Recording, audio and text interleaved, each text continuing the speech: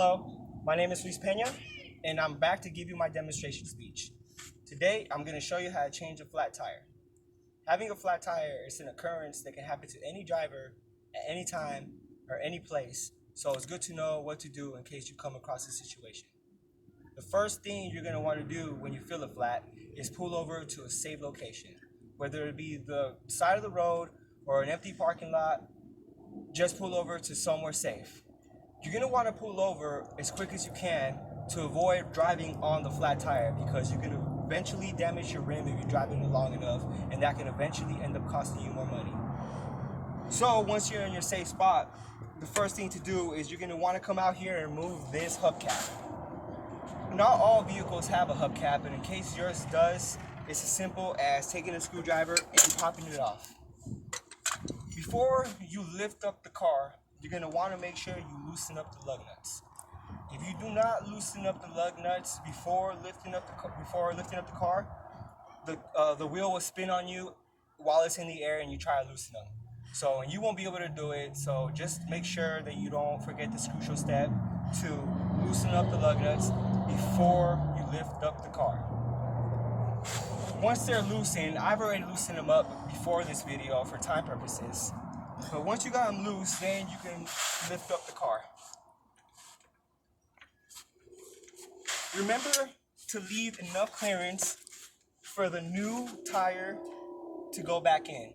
The new inflated tire will be thicker and need more clearance than the flat tire needs to be removed. So just remember to make sure you lift up the car high enough for the new tire to be able to go back in. Once you got it off, you can proceed to take off the lug nuts. You can use the hubcap as a plate for your lug nuts to make sure you don't lose them. That's just a tip.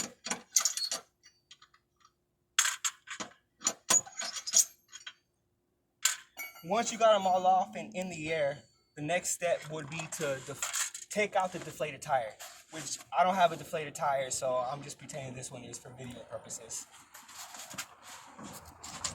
Once you got off the deflated tire, the next step would be to replace it with a new donut or inflated tire if you buy new tires or whatever the case might be. So to put it back, you're going to want to make sure you line up these sticks with the holes. These holes right here. The new tire can be heavy, so if you don't do that properly, you will struggle and it could take a little bit of time. So the next step would be to replace it with the new tire.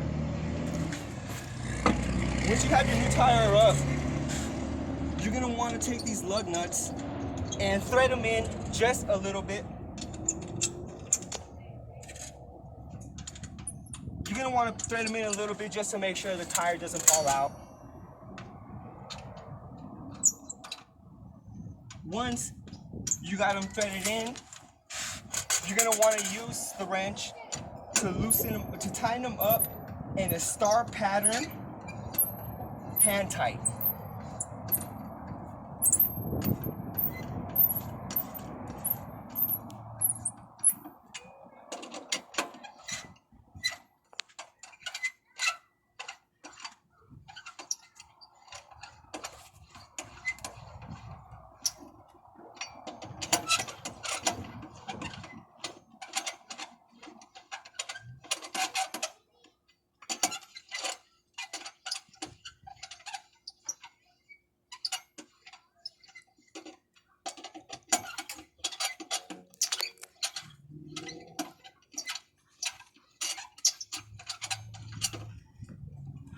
Once you have them hand tight, you can release the jack and put the weight on the car. Once the weight is on the car, you will proceed to tighten them on as hard as you can in a star pattern.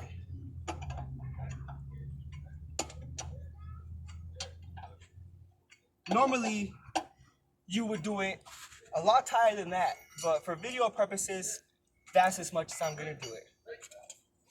Once you have that tying, put the half cup back on, and you are ready to go. So now you know what to do in case you ever come across a flat tire situation, and I hope you don't have to use these steps too often.